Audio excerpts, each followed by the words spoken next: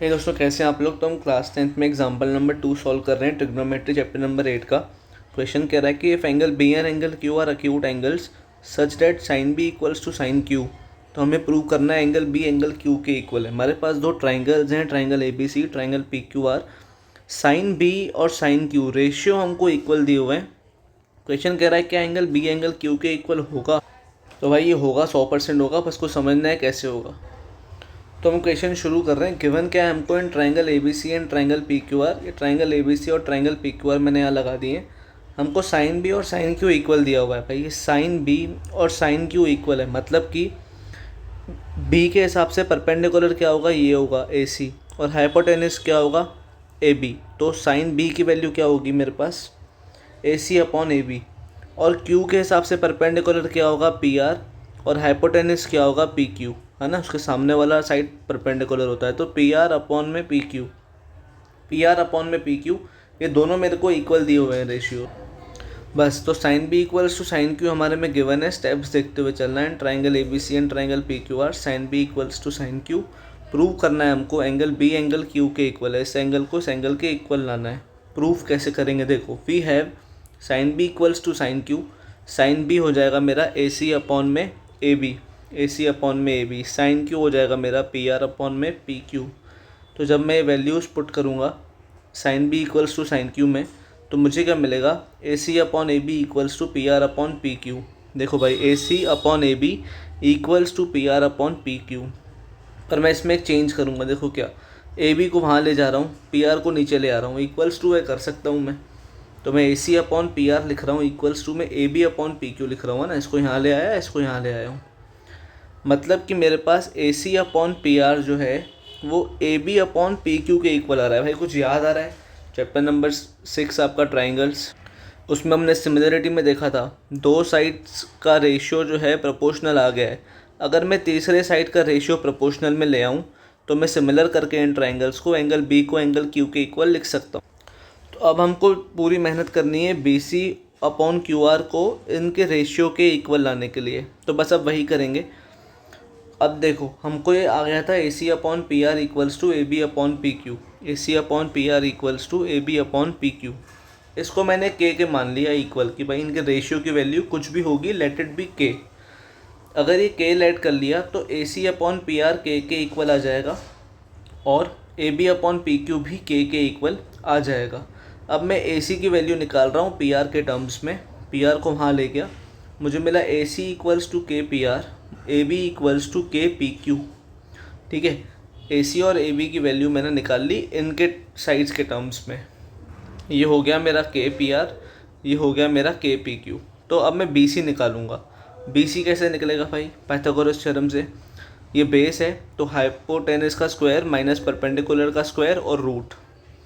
तो बी सी क्या होगा, बी सी होगा मेरा, तो बी सी भाई क्योंकि बेस है तो बी सी होगा मेरा हाइपोटेनस का स्क्वायर, मतलब ए बी का स्क्वायर माइनस ए सी का स्क्वायर, परपेंडिकुलर स्क्वायर को माइनस किया और फिर हमने रूट लगा लिया, है ना। क्यू आर क्या आएगा, क्यू आर आएगा मेरा पी क्यू का स्क्वायर माइनस पी आर का स्क्वायर, और फिर हमने रूट लगा दिया। ठीक है, अब मैं ए बी की जगह पे जो मैंने ऊपर वैल्यू निकाली थी के पी क्यू, वो पुट कर रहा हूँ। तो के पी क्यू पुट किया तो उसका स्क्वायर ले लूँगा, तो मुझे मिलेगा के स्क्वायर और पी क्यू का स्क्वायर, माइनस ए सी की जगह पे के पी आर पुट कर रहा हूँ, तो मुझे मिल जाएगा के का स्क्वायर। ए सी की जगह पे पुट किया है तो के का स्क्वायर और पी आर का स्क्वायर। ठीक है, अब मैं के का स्क्वायर यहाँ से कॉमन निकालूंगा। नीचे देखो, क्यू आर का स्क्वायर क्या आएगा, P Q square minus P R square, P Q square minus P R square root में, तो वो नीचे चल ही रहा है।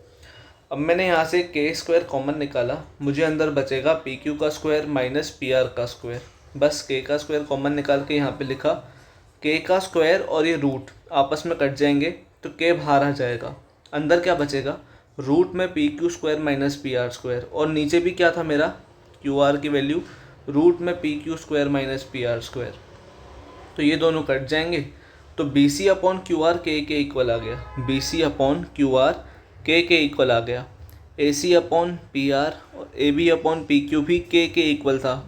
ठीक है, हमने ऊपर देखा था जिसको हमने फर्स्ट नाम दे दिया था। तो यूजिंग फर्स्ट, जब के इसके भी इक्वल है और के B C upon Q R के भी इक्वल है, तो ये तीनों रेशियो इक्वल हो जाएंगे। बस हमने नेक्स्ट स्टेप में वही लिखा है। जब हमने फर्स्ट को यूज़ किया तो B C upon Q R के इक्वल है, के क्या आ गया, A C upon P R और A B upon P Q. तो ट्राइंगल ए बी सी में देखो, B C upon Q R, A C upon P R और A B upon P Q. In triangle ABC and triangle PQR, triangle ABC is similar triangle PQR by triple S similarity rule. Angle B equals to angle Q. कैसे? By corresponding parts of similar triangle, angle B equals to angle Q. Hence proved.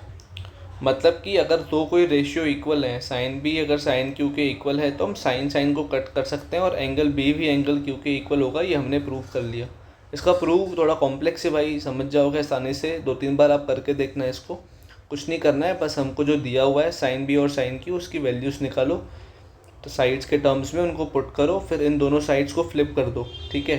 Flip करने के बाद इसको के equal let करो, ए सी की value के P R के टर्म्स में निकालो, ए बी की वैल्यू के पी क्यू के टर्म्स में निकालो।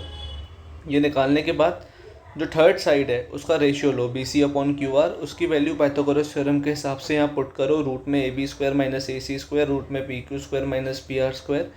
फिर ये जो ए बी और ए सी की वैल्यू हमने यहाँ पे ऊपर निकाली थी पी आर और पी क्यू के टर्म्स में, वो यहाँ पुट करी, के स्क्वायर को कॉमन निकाला, कॉमन निकालने के बाद रूट से काट के यहाँ बाहर के लिख दिया, अंदर बचा रूट में P Q square minus P R square जो नीचे के इक्वल आ जाएगा। इन दोनों को कट करोगे तो आपको B C upon Q R के इक्वल मिल जाएगा, वही के जो हमने ऊपर समझा था, जो कि बाकी दो साइड्स के रेशियो के इक्वल आया था। इन तीनों को इक्वल कर दिया तो triangle A B C triangle P Q R में आपकी ट्रिपल एस सिमिलरिटी रूल लग गई और angle B angle Q C P S T से इक्वल आ गया, हेंस प्रूफ। अगर आपको वीडियोस अच्छे लग रहे हैं तो प्लीज़ इनको लाइक और शेयर ज़रूर कर देना भाई, चैनल को सब्सक्राइब कर दो, कोई भी डाउट लगे कमेंट सेक्शन में पूछ लेना। Thank you so much video को यहाँ तक देखने के लिए। Wishing you a very happy learning ahead. मैं हूँ आपका भाई, आपका दोस्त भरत।